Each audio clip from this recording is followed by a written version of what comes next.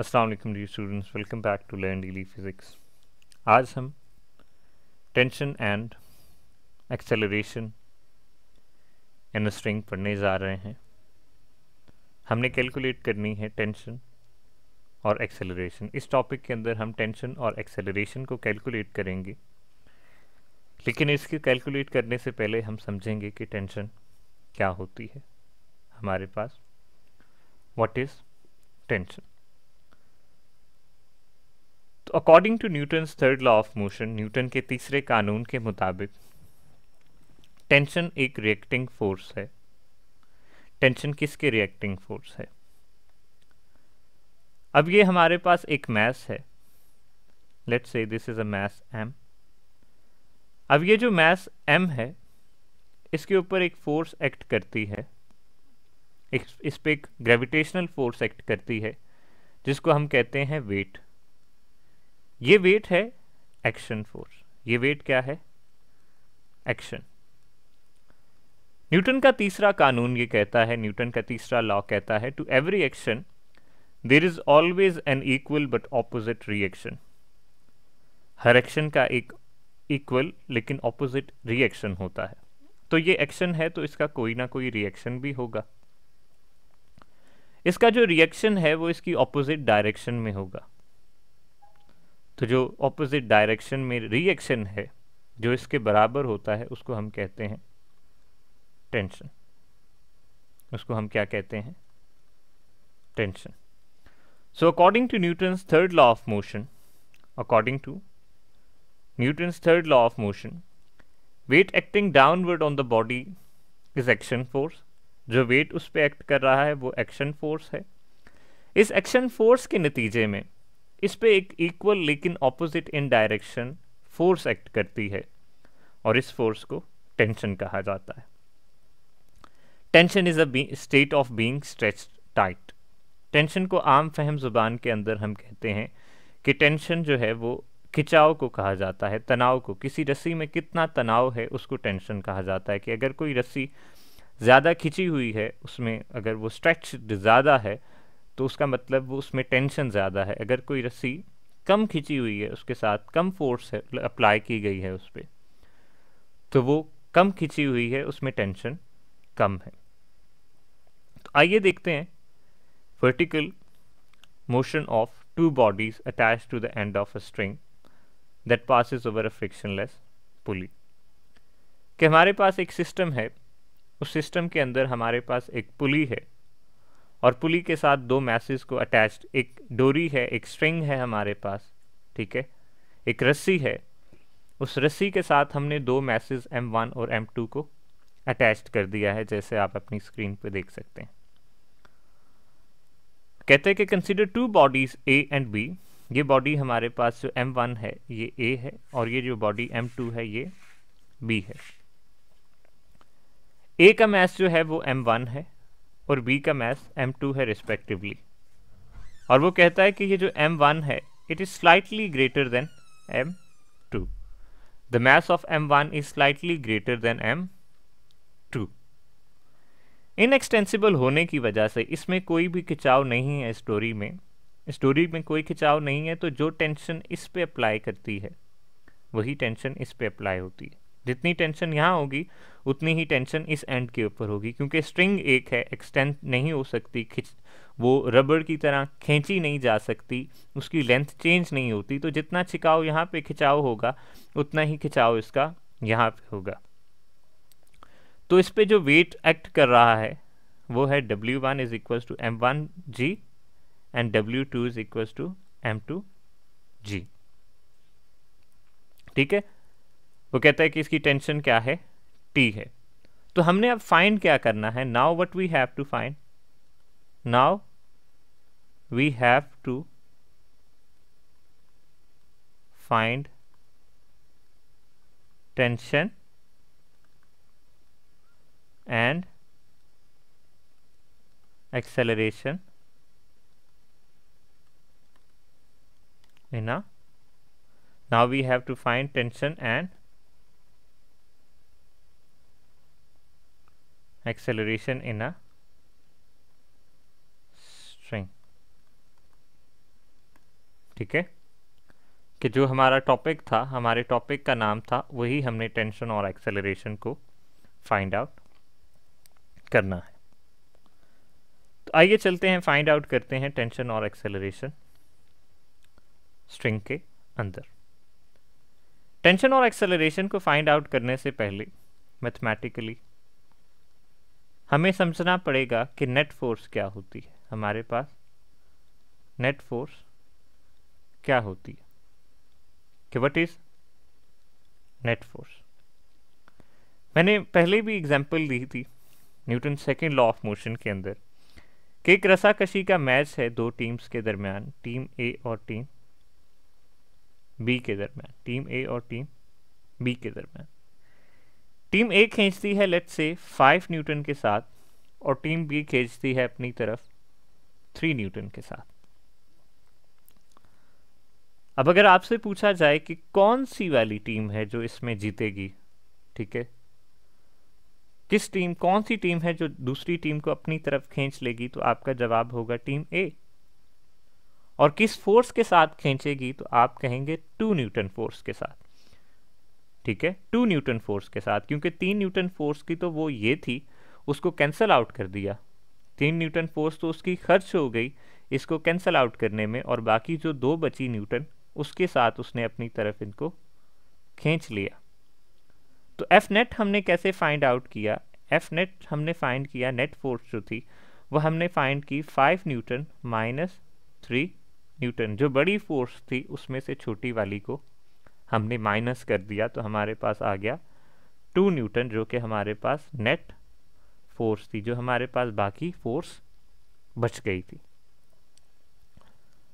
अब हम देखते हैं कि इस केस के अंदर हमारे पास जो ये हमारे पास केस है, इसमें 2 जो मैसेज हैं, एक मैस ए है जो कि पुली के साथ अटैच्ड है, इतना, ये यहाँ पे फ्रिक्शनलेस पुली है हमारे पास।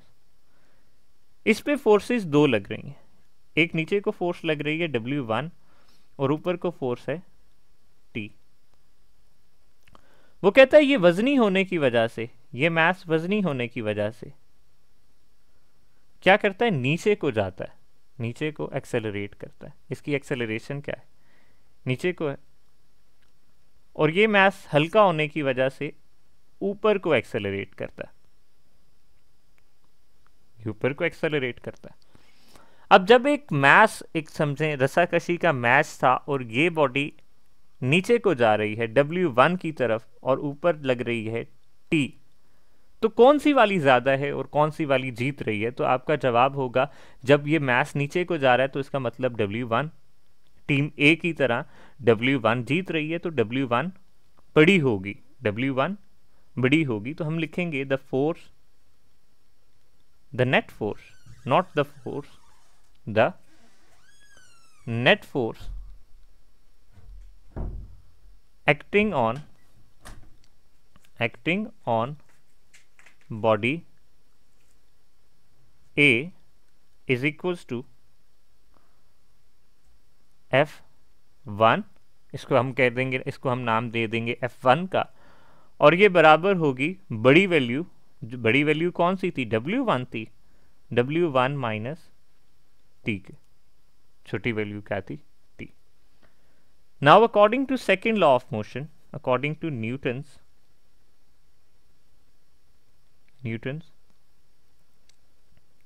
second law of motion, Newton के दूसरे कानून के मुताबिक, लॉ ऑफ मोशन के मुताबिक, जो F होता है वो हमारे पास किसके बराबर होता है, M A के, तो F1 किसके बराबर होगा, M1 A के, और W के हमें वैल्यू पता है, वेट की वैल्यू होती है mg, तो W1 की वैल्यू क्या होगी, m1g। ये वैल्यूज अगर हम उठा के इस इक्वेशन में पुट कर दें, इसको नाम देते हैं इक्वेशन 1 का, putting the values of F1 and W1, ठीक है, ये जो F1 और W1 है, अगर हम इसकी वैल्यू पुट करते हैं, putting the values of F1 and W1 in equation 1, तो हमारे पास जो इक्वेशन 1 बनती है वो बन जाती है M1A equals to M1G minus T। ये एक इक्वेशन बनती है और इसको मैं इक्वेशन का नाम दे देता हूँ इक्वेशन नंबर 1, ये वाली। ये दूसरी रोमन 1 है, जबकि ये जो इक्वेशन है वो इक्वेशन 1 है। अब नेक्स्ट केस के अंदर हम जो देखते हैं वो देखेंगे B को। Now the net force acting on body B। अब बॉडी B जो है उसका मोशन अगर हम देखें तो उस पे एक तो वेट W2 लग रहा है और दूसरा T टेंशन है। अगर इसकी बॉडी की हम एक्सेलरेशन देखें तो ये एक्सेलरेट हल्का होने की वजह से ये ऊपर को मूव करता है, यानी कि इस केस के अंदर टेंशन हमारे पास बड़ी है। तो F2 किसके बराबर आएगा? टेंशन बड़ी माइनस बड़ी वाली वैल्यू माइनस छोटी वाली वैल्यू, तो टेंशन माइनस W2। तो हम लिखेंगे सिमिलरली जैसे हमने पहले किया, F2 will be equals to M2A, जबकि T इक्वल्स टू T होगा और माइनस W2 होगा M2G के बराबर। ये हमारे पास इक्वेशन आ जाएगी 2। Now to find the value of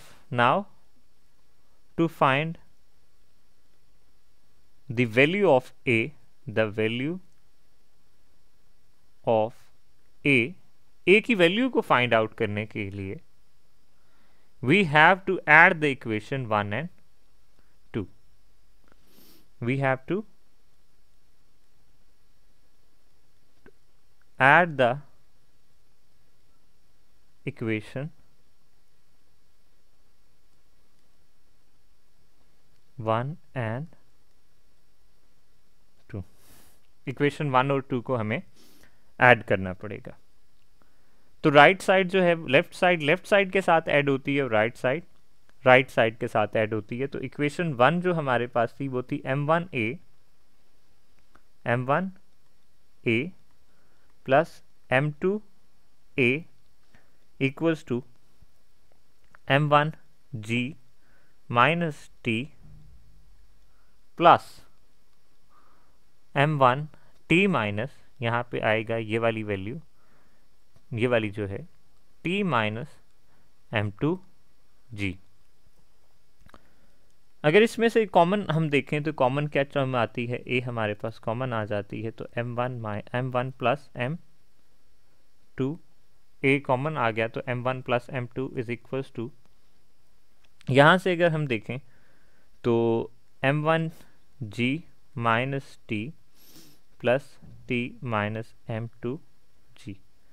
ये T के साथ कैंसिल आउट हो जाएगा, ये T के साथ कैंसिल आउट हो जाएगा और ये आएगा A M1 plus M2 equals to M1G minus M2G।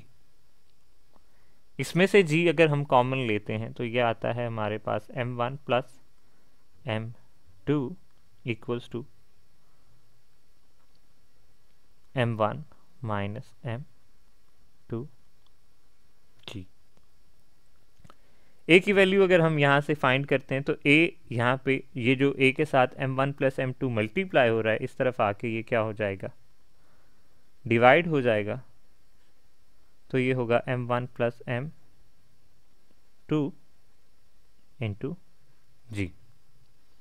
अगर आप यहाँ से G की वैल्यू, इस इक्वेशन से G की वैल्यू निकालते हैं इस वाली इक्वेशन से, तो इसको उधर जाके डिवाइड कर देंगे तो हमारे पास आ जाएगा M1 plus M2 divided by m1 minus m1 minus m2 into a into a. तो ये हमारे पास जो वैल्यू आ गई, हमने एक्सेलरेशन फाइंड कर ली। अब हमारे पास रह गई, हमने फाइंड आउट करना रह गया टेंशन। हमने दो चीज़ें फाइंड करनी थी, तीसरी चीज़ हमारे पास मुफ्त में आई जो कि हमारे पास जी थी, ग्रेविटेशनल एक्सेलरेशन थी। अब हमारे पास रह जाती है टेंशन। टेंशन की टेंशन रह गई कि टेंशन को कैसे फाइंड आउट करना है। तो टेंशन के लिए now to find T we have to divide equation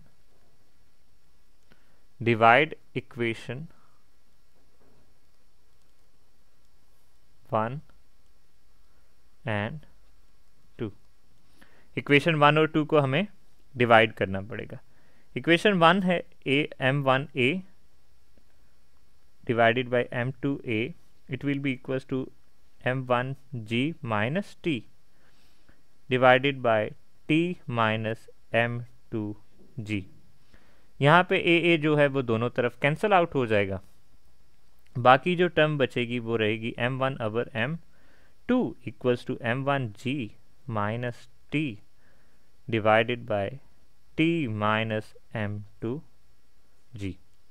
इसको अगर हम क्रॉस मल्टीप्लाई करते हैं तो ये आता है m1 into T minus m2g equals to m2 into m1 minus m1g minus t।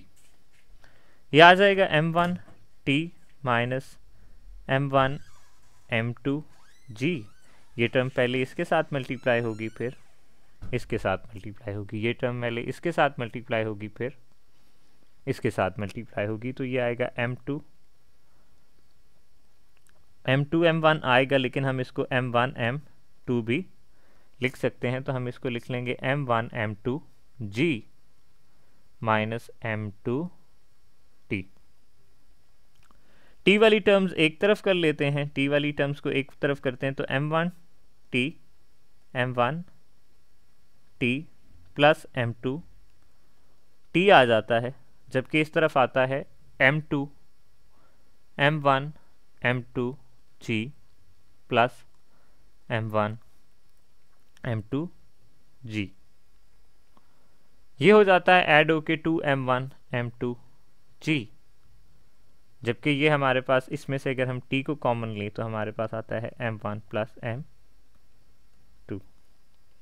ये यहाँ पे m1 प्लस m2 मल्टीप्लाई हो रहा है t के साथ, तो ये मल्टीप्लाई होने वाली टर्म यहाँ पे आके डिवाइड हो जाएगी। तो t की वैल्यू हमारे पास आएगी, वो आएगी 2m1 m2g divided by m1 plus m2। तो हमने क्या फाइंड आउट कर ली, t की वैल्यू भी फाइंड आउट कर ली और हमने g की वैल्यू भी फाइंड आउट कर ली और a की साथ वैल्यू फाइंड आउट कर ली। तीन चीज़ें फाइंड आउट करनी थी, दो करनी थी, तीसरी तो साथ मुफ्त में हो गई। एक एक्सेलरेशन फाइंड आउट करनी थी और दूसरी टेंशन फाइंड आउट करनी थी, क्योंकि जो हमारा टॉपिक था वो टॉपिक हमारा था acceleration and tension in the string, tension and acceleration in the string.